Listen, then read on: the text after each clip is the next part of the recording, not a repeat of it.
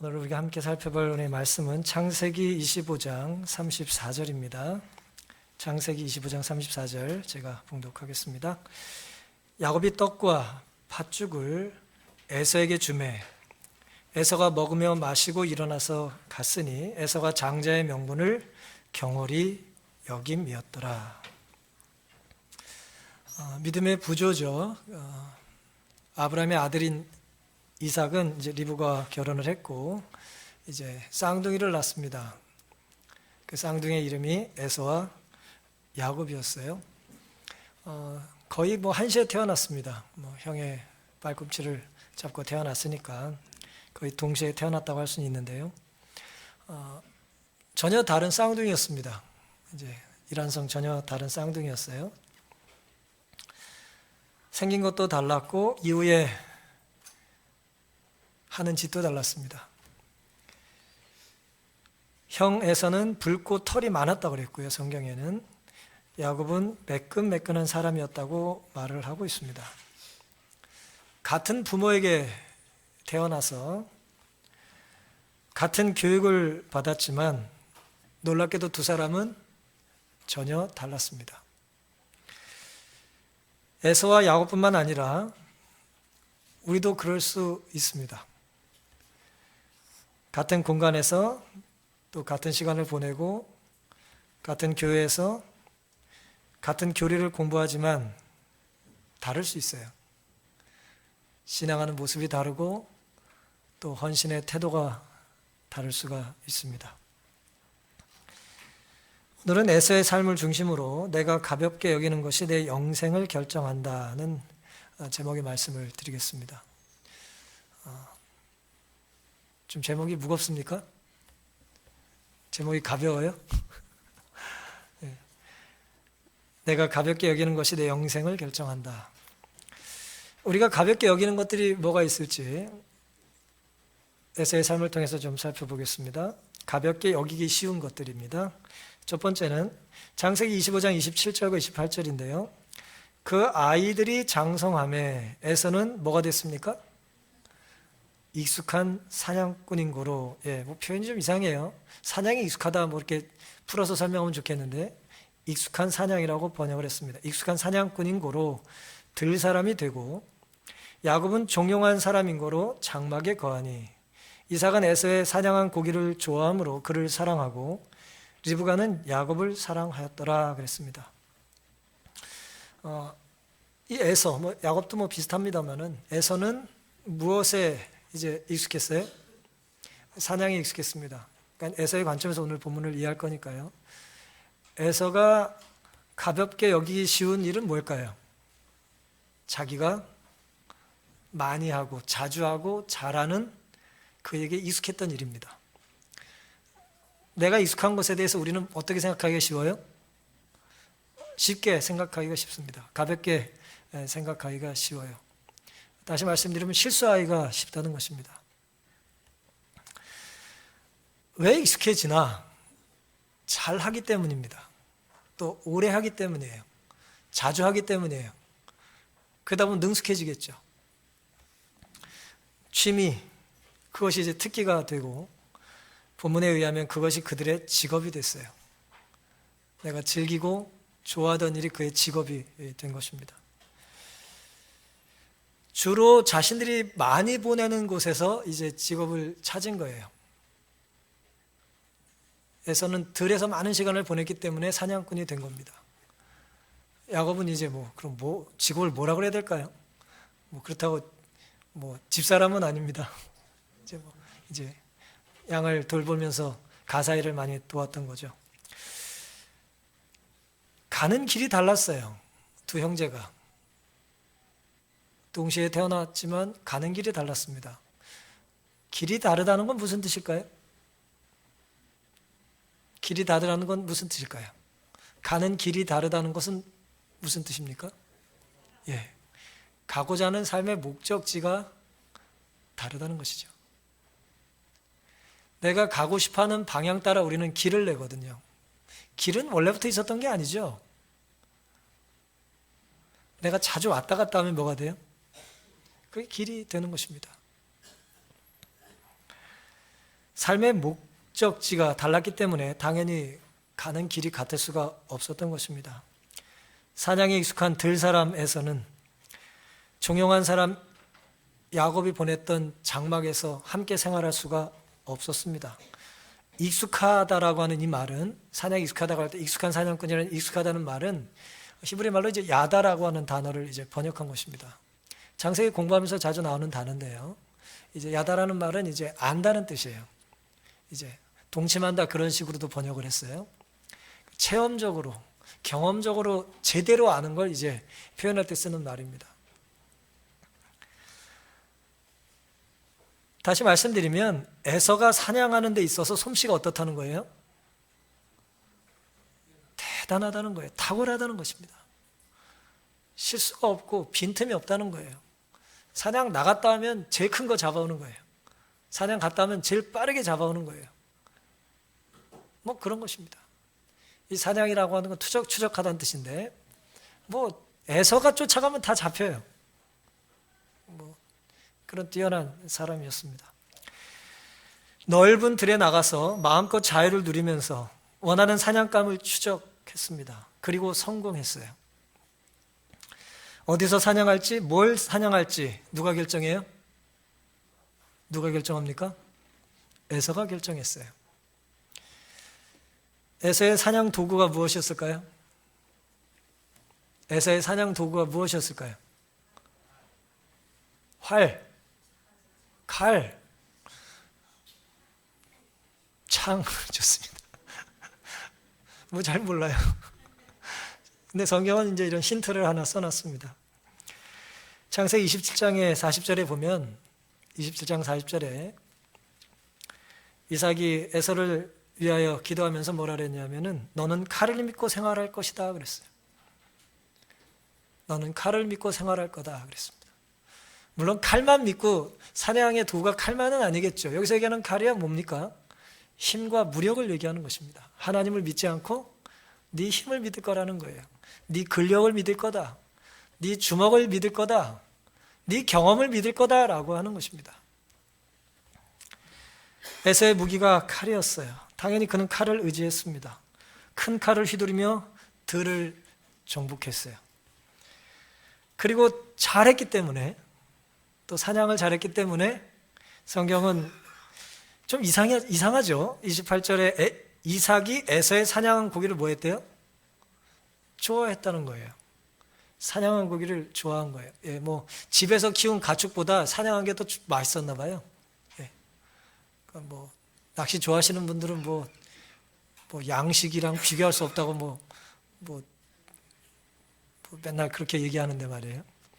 사냥한 고기를 좋아했어요. 그러니까 에서의 성품을, 그러니까 이삭의 성품과는 좀 안 맞는 것 같긴 한데, 보통 주는 대로 잘 먹어야 될 것 같은데, 이제 입맛이 어쨌든 좀 고급스러웠어요. 여기서 이제 우리가 주목해 보고 싶은 것은 뭐냐 하면은, 이삭의 입맛이 아니고, 이삭은 에서의 사냥한 고기를 좋아함으로 그를 뭐 했어요? 그를 사랑했다는 것입니다. 물론 뭐 리브가는 이제 야곱을 사랑했다고 돼 있어요. 사랑한다라고 할 때 이삭이 가만히 있었겠어요? 아들이 사냥한 고기를 먹는 걸 좋아하는데, 그 요리를 좋아하는데, 그 사냥한 그 주인공인 아들을 보고 아버지가 어땠겠어요? 침묵했겠어요? 예, 칭찬했겠죠. 칭찬하고 격려했을 겁니다. 아주 어려서부터 사냥의 두각을 나타냈기 때문에, 우리 아들은 누구 닮았는지 모르겠어요. 그러면서 이제 격려하고 자랑했을 가능성이 많습니다. 적어도 자기는 안 닮았잖아요. 예, 신기한 일이죠. 여러분, 우리가 아이를 키울 때에 칭찬을 해야 하지만 칭찬을 조심해야 돼요. 왜 조심해야 되냐면, 아이는 칭찬을 받을 때 그 일을 더 잘하고 싶기 때문입니다. 칭찬하면 잘못될지도 모르는 일을 우리가 칭찬하고 있지는 않습니까? 그 일을 계속 반복해도 문제가 없어야 우리는 그 일을 칭찬하는 건데, 우리는 그저 잘하고 남들보다 빨리 크고 뭐 그러는 걸 보면 이제 예쁜 거예요. 좋은 것입니다. 그 일을 열심히 하고 싶은 동기부여를 어쩌면 아버지가 했을지도 모르겠어요. 타고난 기질 위에 아버지의 칭찬과 인정이 덧붙여져서 에서는 정말 물불 안 가리고 들 사람이 되었을지도 모르겠습니다. 아버지의 칭찬 때문에 에서가 잘못됐다고 할 수는 없겠습니다만은 칭찬에 에서의 어떤 그런 성향과 기질에 일부 아버지의 책임이 없다고 할 수가 없을 것 같아요. 사랑하는 성도 여러분, 우리가 가볍게 여기기 쉬운 것들이 뭐냐 하면 일입니다. 일. 나의 익숙한 일이에요. 내가 잘하는 일입니다. 그런 일들이 오늘 우리가 가볍게 생각하기가 매우 쉽습니다. 많은 시간을 투자하고 관심과 열정을 쏟아 우리는 뭔가 열매를 거두죠. 지금 즐겨하는 그 일이 계속해서 지속적으로 해도 아무 문제가 없는 일입니까? 어떤 분이 죄송합니다. 노름을 잘한다고 칩시다. 예. 하트를 잘 쳐요. 카드를 잘해요. 그게 어디 가서 자랑할 일이에요? 은퇴하고도 나는 이 일만 할 거야? 하나님이 나에게 은사를 주셨어? 그러실 겁니까? 그런 일은 아니죠. 내 직업이나 취미나 내가 무엇을 즐기든지 간에 그 일 때문에 하나님의 집에서 자꾸 내 삶이 멀어진다면 내가 멀리해야 될 것은 취미와 그 일이지 하나님의 집이 아닙니다. 나의 일과 혹은 나의 모임 혹은 나의 대화, 나의 교제가 점점 더 내가 기도하고 싶어지고 성도에 대한 관심이 고양되고 내가 어떻게든 헌신을 좀 더 해야겠다라고 하는 자극을 주지 않고 그 반대가 되는 시간으로 내가 자꾸 뭔가를 사용하고 있다면 우리 매우 조심해야 됩니다. 지속할 이유가 없는 것이죠. 내가 어떤 일을 반복하면서 혹은 내가 잘하는 그 일 때문에 하나님의 인정과 칭찬보다 사람의 칭찬에 자꾸 귀를 기울이고 있다면 우리가 멈추고 돌이켜야 될 순간이라는 것을 기억하며 살게 되시기를 바랍니다. 두 번째, 가볍게 또 여기기 쉬운 것이 뭐냐면은 먹는 거예요. 음식입니다. 어쨌든 본문은 그렇게 말을 해요. 창세기 25장 29절부터 보면요, 야곱이 죽을 쏘았더니 에서가 들에서부터 돌아와 심히 곤비하여 야곱에게 이르되 내가 곤비하니 그 붉은 것을 나로 먹게 하라 한지라. 그러므로 에서의 별명은 에돔이더라. 야곱이 가로되 형의 장자 명분을 오늘날 내게 팔라. 에서가 가로되 내가 죽게 되었으니 이 장자 명분이 내게 무엇이 유익하리요? 야곱이 가로되 오늘 내게 맹세하라. 에서가 맹세하고 장자의 명분을 야곱에게 팔았다고 했어요. 지금 에서가 가볍게 여겼던 게 뭐예요? 장자의 명분입니다만은 그건 이제 다음 시간에 살펴볼 거니까 세 번째로 살펴볼 거니까 여기서 이제 가볍게 여긴 게 뭐냐면 음식에 대한 태도예요. 그러니까 음식을 앞에 두고 자기가 생각나는 대로 짓거리는 거예요. 여러분들과 음식을 이제 대접했을 때 우리 팥죽 한 그릇 때문에 우리 장자의 명분을, 신앙의 특혜를 우리가 거래하지 않는다고 생각하죠. 우리가 그렇게 살지도 않아요. 하지만 오늘 우리가 늘 접하는, 하루에 적어도 3번, 다이어트 하는 사람은 2번, 또 어떤 사람은 1번, 대신 많이 먹죠. 그런 자주 대하는 이것에 대한 우리의 태도가 우리가 매우 그것을 경홀히 가볍게 여길 가능성이 많습니다. 음식에 대한 태도, 일상에서의 나의 선택이 내 일생의 모습을 결정할 수 있어요. 어떤 면에서 그렇습니까? 에서가 들에서 사냥하다가 정말 지쳐가지고 말이에요. 뭘 그렇게 잡으려고 들을 헤매고 돌아다니는지 그날따라 배고파 죽을 지경이 됐습니다. 허기져 실신할 지경이에요. 집에 왔더니 코에 뭐가 냄새가 풍겨요? 뭐라고 표현해야 될지 모르겠지만 팥죽의 향이 그냥, 난 팥죽 안 좋아하는데 그런 생각하지 마시고 여러분이 제일 좋아하는 게 지금 요리되고 있다고 생각하시면 돼요. 그 팥죽을 끓이는 동생에게 한 그릇 달라고 점잖게 얘기를 합니다. 제가 형 같으면 한 대 때리고 뺏어 먹을 것 같은데 어떤 신사예요. 팥죽 한 그릇 달라고 말해요. 그랬더니 동생이, 이 녀석이 밥을 한 그릇 딱 퍼주면 좋겠는데 뭐라 그래요? 장자의 명분 주면 한 그릇 주지 그래요. 작은 것 하나를 달라고 그랬더니 엄청난 걸 요구하고 있는 거예요 지금. 그렇죠? 에서가 보기엔 작은 거고 야곱이 보기엔 큰 거죠. 근데 이건 죄송하지만 역으로도 마찬가지예요. 에서가 보기 작은 것은 실제로 굉장히 큰 거였고, 야곱은 작은 것을 가지고 큰 것을 지금 취하려고 합니다. 하지만 작은 팥죽 한 그릇은 에서에게는 사실은 굉장히 큰 것 같은 거예요. 왜 그럴까요? 그는 뭘 절제를 못해요? 배고픔을 참지 못해요. 지금 죽을 지경인데 자기 입으로 그래요. 내가 죽게 되었으니 그래요. 죽게 된 사람이 뭐 이렇게 말을 해? 죽게 되었으니 장자의 명분이 뭐 유익이 있겠냐? 먹고 사는 게 중요하다는 거예요. 먹고 사는 게. 맞아요, 틀려요? 먹고 사는 게 중요한 거잖아요. 하지만 이 중요한 이 명제가 이 상황에는 적용이 되질 않습니다. 왜 그럴까요? 지금 야곱이 이제 팥죽을 가지고 형과 거래를 시도하고 있는데 에서가 그 팥죽 한 그릇을 안 먹었으면 죽었을까요? 성경에 만약에 에서는 지조를 지키고 굶어 죽었다, 그 다음 장에 그렇게 기록이 됐었을까요? 절대 그럴 일 없습니다. 절대 그럴 일 없어요. 이 덩치 큰 사냥꾼이 한 끼 안 먹는다고 죽지 않습니다. 죽기 전에 이렇게 말을 또 잘하지도 않아요.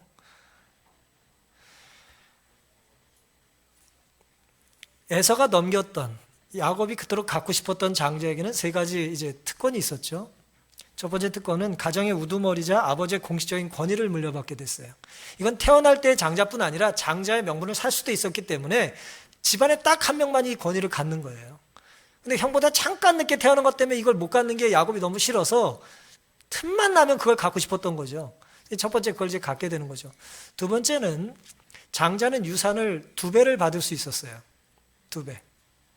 그러니까 다른 형제에 비해서 2배를 가질 수 있었어요. 자식이 둘이면 3등분한 재산의 3분의 1을 가질 수 있는 거고, 셋이 태어나면 4등분한 것에 4분의 1을 가질 수 있었던 거예요. 2배를 가질 수 있었어요. 이삭이 부자니까 그건 뭐 적지 않은 거 대단한 거죠. 그 다음에 마지막은 뭐냐?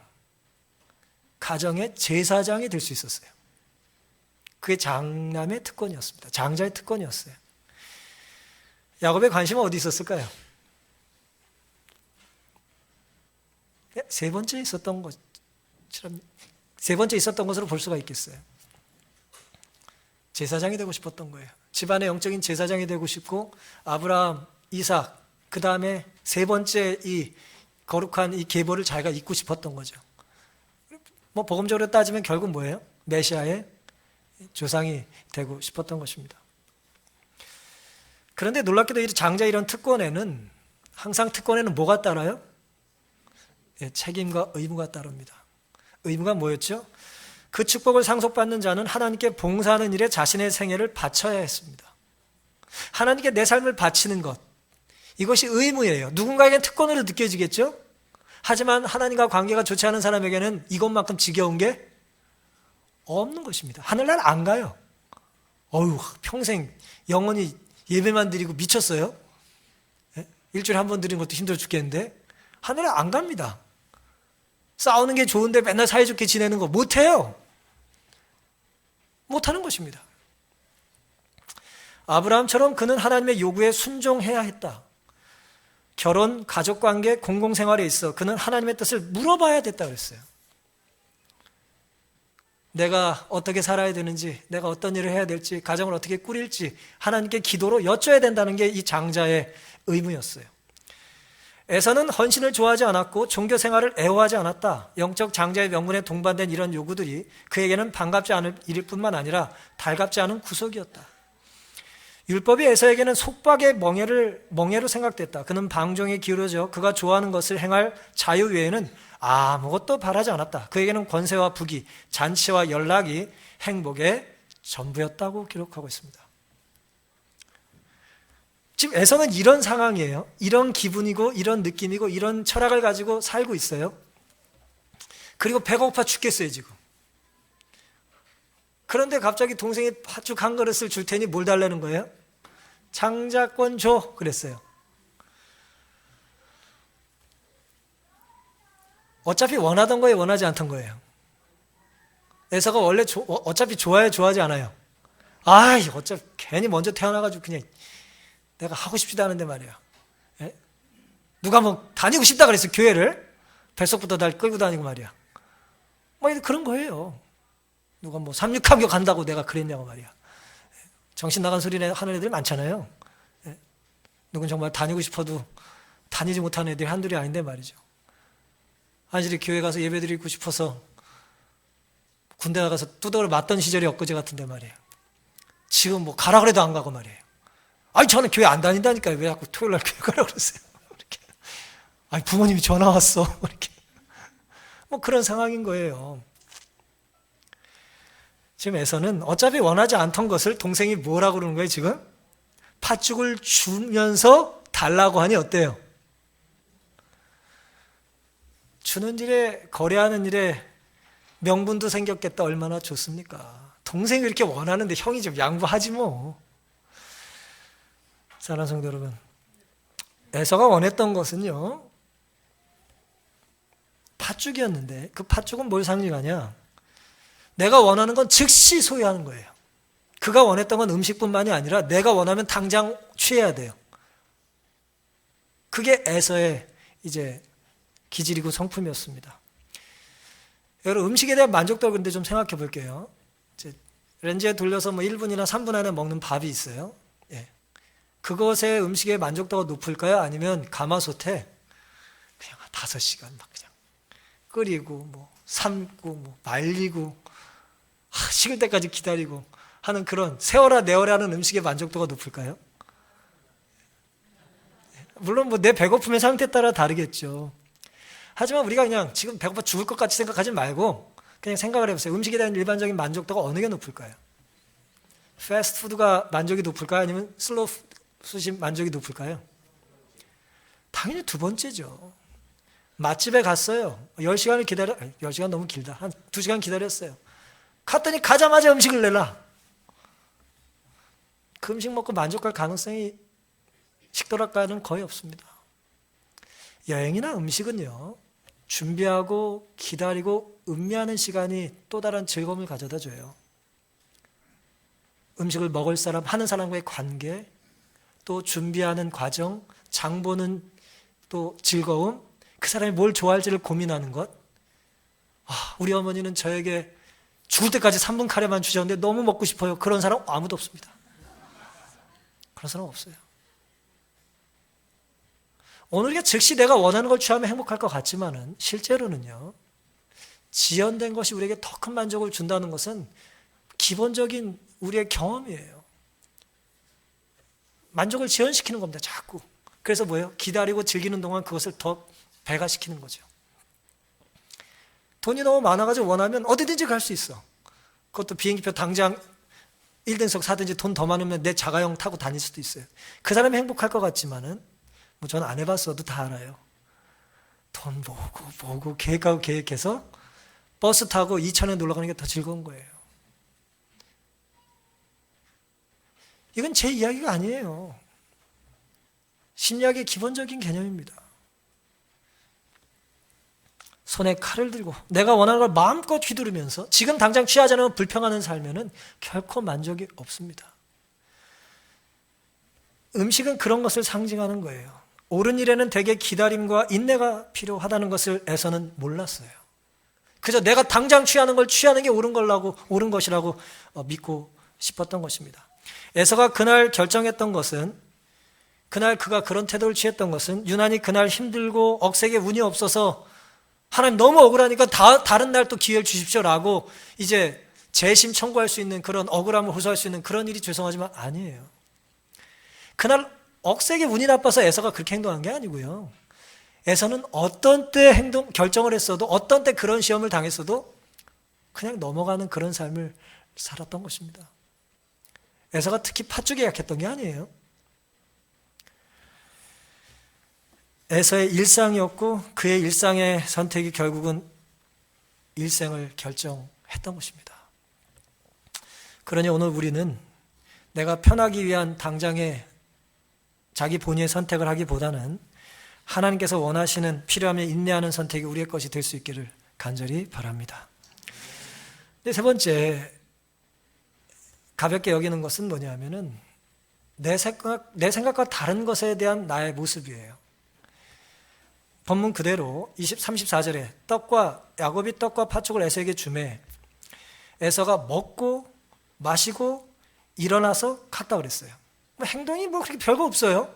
먹고 또 성질이 급하니까 또 마시고 또 뭐예요? 시커 먹고 나니까 이제 일어나서 뭐 할 거예요?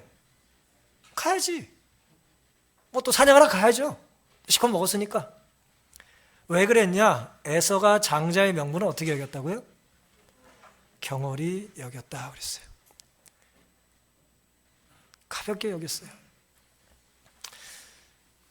에서에게 오직 가치 있는 것은 식욕에 대한 순간적인 만족이었는데요. 미래의 영적인 축복은 멀고도 비현실적인 거라고 그가 느꼈어요. 감각적 욕망의 만족 외에는 어떤 것에도 그는 관심이 없었습니다. 무지한 짐승처럼 그는 오직 순간적인 감각에 판단력을 맡겼어요. 즉흥적으로 말이죠. 미래의 선을 위해 현재의 욕망을 기꺼이 희생할 의사가 어느 정도 되는가에 따라서 정서적 및 영적인 성숙도가 측정된다고 화이트는 기록하셨습니다. 이 사람이 영적으로 성숙한 사람이냐, 하늘나라에 적합한 사람이냐, 하나님의 부르심, 남은 무리에 적합한 사람이냐는 뭐에 달려 있냐면은 지금 내가 가진 힘에 달린 것이 아니고 재능에 달린 것이 아니고 미래의 선을 위해 현재의 욕망을 기꺼이 희생할 의사가 있느냐 없느냐로 판가름 난다는 것입니다. 두려운 말씀이죠. 그리스도인은 장차올 세상에 적합한 자로 여김을 받기 위해 이생이 제공하는 모든 것을 기꺼이 잃어버리고자 하는 자세가 되어 있기 때문이다 그랬습니다. 장차올 세상을 이 땅에서의 모습보다 더 크게 느껴야 된다는 거예요. 하지만 에서 보기에 장자의 명분은 너무 멀고 비현실적으로 느낀 것입니다. 이 장자로서의 이 권위랄까, 이 특권은 언제부터 누릴 수 있습니까? 아버지가 죄송하지만 돌아가셔야 되잖아요. 근데 내가 잘 요리해드리는 이 음식을 잡수신 아버지가 돌아갈 기미도 안 보이고, 예? 또 돌아가신 뒤에 장자로서의 특권을 누리고 싶은 마음도 없고, 의무도 뭐 감당하고 싶지 않으니까 관심이 없어서요. 관심이 도대체. 예? 또 어디 봉우리 가가지고 뭐 호랑이나 한 마리 잡아야지. 맨날 무슨 뭐 사냥 타이틀에 목숨 걸어가지 말이에요. 그런 것입니다. 더 중요한 것을 위해 사람들은 누구나 덜 중요한 것을 포기하게 마련이죠. 그러니 에서는 자기가 더 중요한 것을 위해서 덜 중요한 걸 포기한 것에 불과해요. 오늘 우리도 마찬가지입니다. 그 가치를 모르면요, 30년, 40년 집에서 개밥그릇까지 쓰던 게 무슨 뭔지 가치를 모르면 그냥 개밥그릇인 거예요. 알고 보니 뭐예요? 아이고, 옛날에 임금님 상에 오르던 그릇이네. 그런 일이 얼마나 자주 있습니까, 지금? 땅의 것을 위해 하늘 것을 희생하는 것은 정말 어리석은 것입니다. 천국의 행복과 순간의 방종을 교환하는 일이 없기를 간절히 바랍니다. 에서가 장자의 명분을 팔고 나서 아이고 아차 싶었을까요? 아이고 너무 비싼 팥그릇을 먹었네. 팥죽을 너무 비싸게 먹었네. 팥죽을 10끼를 먹을 걸. 그렇게 생각했을까요? 그렇지 않았어요. 근데 에서는 이렇게 말을 나중에 합니다. 동생이 또 한번 형 뒤통수를 치잖아요.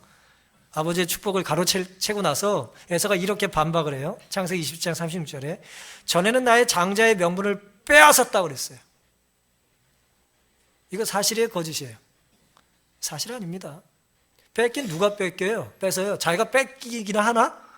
힘이 좋은데? 팥죽 놓고 당기면 누가 이길까? 명분을 놓고 뺏으면 누가 이기겠어요? 거짓말입니다. 자기가 그 전에 그걸 중요하게 생각하지 않아놓고 마치 뭐처럼 생각해요? 중요하게 여겼지만 동생이 뺏어갔기 때문에 난 뺏겼다고 말하는 것입니다. 가짜예요. 거짓말입니다. 부자 선지자에는 그는 그것을 처분함으로 후련한 기분을 느꼈다고 기록했어요. 후련했어요. 아휴, 그냥 뭐 제대하듯이 말이에요, 이제. 후련했어요. 예. 시댁에서 안 살고 이제 독립하니까 후련한 거야. 예. 후련한 거예요. 잔소리 안 듣고 이제 독립해서 사니 얼마나 좋습니까? 그런 기분이었다는 거예요. 이 장자로서의 의무를 이제 자기가 뭐 해도 돼요? 동생이 명분을 주고 맹세까지 시켰으니 얼마나 좋아요. 나는 하고 싶다만 남아 이런 어쩌고 저쩌고 내가 어떻게 할 수 있겠냐. 아버지 이해해 주십시오. 자유로 잘못 불려지는 이 방종한 쾌락 때문에 얼마나 많은 사람들이 여전히 하늘에 있는 순결하고 영원한 상속을 얻을 그들의 장자의 명분을 팔고 있는가. 사랑하는 성도 여러분, 우리는 이런 모습에서 전혀 다른 사람들이에요? 아니면 우리도 예외 없이 이런 유혹에 자주 빠집니까? 어떻습니까? 우리가 별 생각 없이 가볍게 여긴 어떤 행동, 어떤 선택, 내 생각, 그것이 영생의 시선으로 봤을 때는 장자의 명분을 파는 것이 될 수도 있습니다. 작은 것이 큰 것을 결정할 뿐만 아니라 작은 것이 영원한 것을 결정해요. 옛날에 금성의 선과 순간의 선택이 몇 년을 잡았는데요? 10년. 예, 아이들은 금성 그럼 모르죠? 순간의 선택이 10년을 잡아한답니다. 그 참 광고 잘 만들었어요. 그렇죠? 근데 우리의 선택은요, 10년이 아니고 영생을 좌우합니다. 예수님은 이 땅에 오셔서 우리 때문에 배고프고 목마름을 경험하셨지만 원칙을 한 번도 그것 때문에 무너뜨리지 않으셨어요. 성령께서 우리의 연약함을 도와주시기를 간구하는 이 안식일 될 수 있기를 간절히 바랍니다. 가볍게 여기는 것, 결국은 핵심은 이제 죄입니다. 죄. 나의 한마디 말, 음식에 대한 태도, 나의 익숙한 일, 내 생각을 이렇게 토로하는 것들 얼마나 쉽습니까? 한마디 딱 하는 게 또 폼도 나요.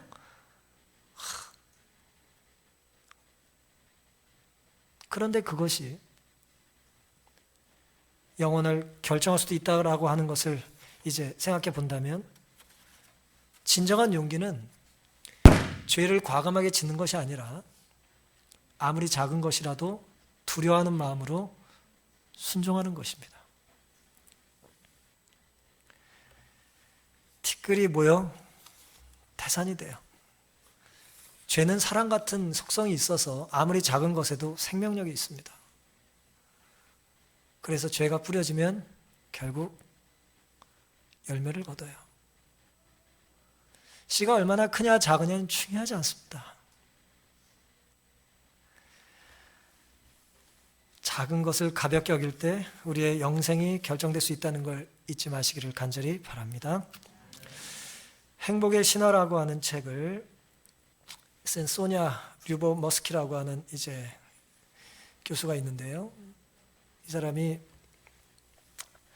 쾌락 적응이라고 하는 이론을 주장했어요. 유명한 책을 여러 권 더 썼습니다만은 쾌락 적응 혹시 들어보셨어요? 쾌락은 들어보셨죠? 적응이란 말 아시죠? 그런데 쾌락 적응 들어보신 분도 계실 겁니다.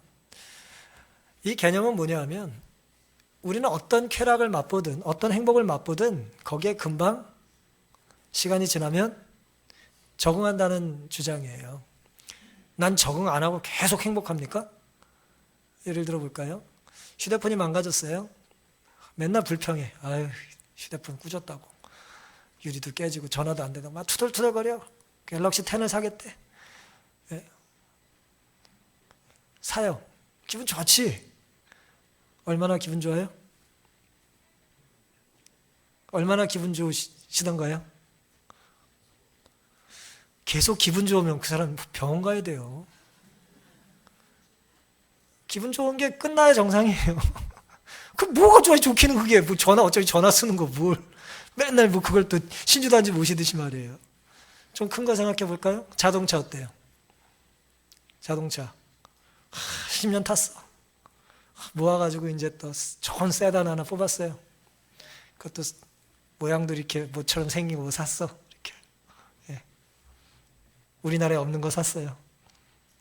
기분 좋겠죠? 얼마나 좋아요? 글쎄 타신 분도 계시고 안 타신 분도 계시겠습니다만은 계속 좋아하면 뭐라고요? 환자라니까요. 금방 그 즐거움은 적응이 됩니다. 당연하게 생각해요. 전에는 감동이 있었어요. 와, 맨날 닦고 뭐. 이제 뭐예요? 적응이 돼서 그 만족도가 사기 전과 크게 달라지지 않습니다. 더 큰 거 생각해봐요. 집도 마찬가지입니다. 아무리 좁아도 내 앞으로 된 집 한 채 있으면 좋겠다. 얼마나 가요? 더 큰 집 못 산다고 불평하죠? 이게 쾌락 적응이에요. 그래서 이 사람은 뭐라 그랬냐면은 행복은 큰 것에 달린 것이 아니고 작은 것에 달렸다고 말을 했어요. 행복감을 유지하기 위해서 큰 걸 계속 사재기를 한 게 아니라 작은 것을 반복하는 게 더 행복에 효과가 있다는 걸 이제 통계를 통해서 이제 연구를 통해서 주장을 했습니다. 그래서 그의 책에는 큰 트라우마보다 일상의 트러블이 더 불행을 초래한다는 거예요. 전쟁 나갔다 온 트라우마뿐만 아니라 그것이 우리를 괴롭힐 것 같죠. 계속 일생을. 그게 아니라 당장 아침에 싸운 게 더 열받는다 이거예요. 일상에 맞지 않는 것이 더 우리를 불행하게 한다는 거예요. 재앙보다 짜증이 더 나쁘대요. 제가 이거 읽고 굉장히 두려웠습니다.